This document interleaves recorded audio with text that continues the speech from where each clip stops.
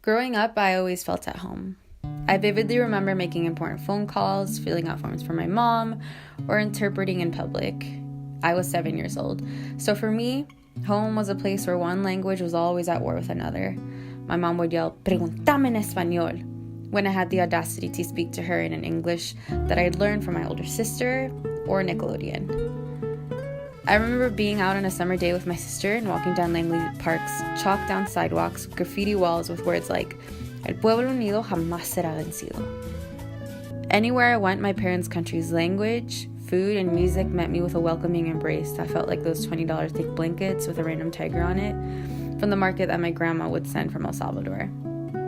I was always at home. In 2001, we moved into middle-class heaven, Lake Hill, Maryland, but it was quiet. Too quiet. Bachata blasting from cars on Saturday mornings as men washed their cars turned into uncomfortably calming sounds of birds chirping. There were deer that would creep out majestically out of the woods in my backyard like a Disney movie. It was my first month into my new school, and I'm the only second grader that responded to my teacher when she asked if anyone knew how to count in a different language. This is new for me because at my old school, I found myself always trying to catch up with the Spanish and English that flew out of teachers and students' mouths like a partner dance. It was a Monday, and my mom had packed my lunch. The day before, my family and I went to eat pupusas after church, and I remember us taking some to go. I walked to school with my brown paper bag, which held my amazing lunch. Lunchtime comes, and I'm sitting in the cafeteria. I run to sit at the table with the other kids who had also brought their packed lunch. My heart is literally racing in excitement as Lunchables and sandwich baggies start slamming on the table. From inside my brown bag emerges my aluminum foil wrap pupusa.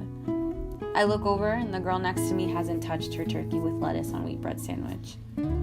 She's looking at my food, then looks at me looking at her, staring at me, which stops me from digging face first into my lunch that I've been waiting for all day. She goes, "What's that?" "It's good. Do you want a piece?" I say, even though I in fact did not want to give her a piece. She says no and asks, "Why didn't your mom pack you a sandwich like me?" I genuinely didn't know what to answer her.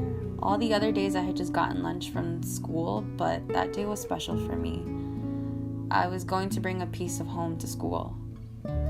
I wasn't aware of my situation with being first-generation Salvadoran American. I didn't know how to explain to kids that on Saturday mornings I was watching SpongeBob eating Fruity Pebbles, but at night I was laughing watching Sábado Gigante on Univision with my parents and eating sopa de res.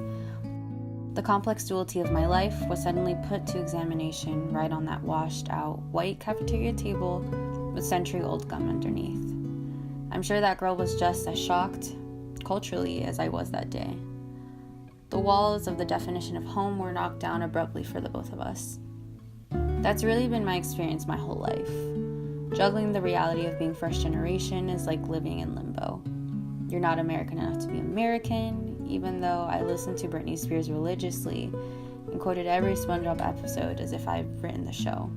And I wasn't Latin enough to be Latin, even though I had Selena's greatest hits on repeat till I couldn't be played anymore because of the scratches. As I've grown older, I've come to realize that I'm not alone in this experience. As the immigrant population in the U.S. has increased, so has the number of people that I get to bond over the fact that we're not from here nor from there. That our homes look like two countries awkwardly meshing together like unlikely friends. That from our mouths, languages will flow effortlessly, like a figure skater skates on freshly paved ice. That although our physical homes don't appear the same, but that we share a sense of home in each other.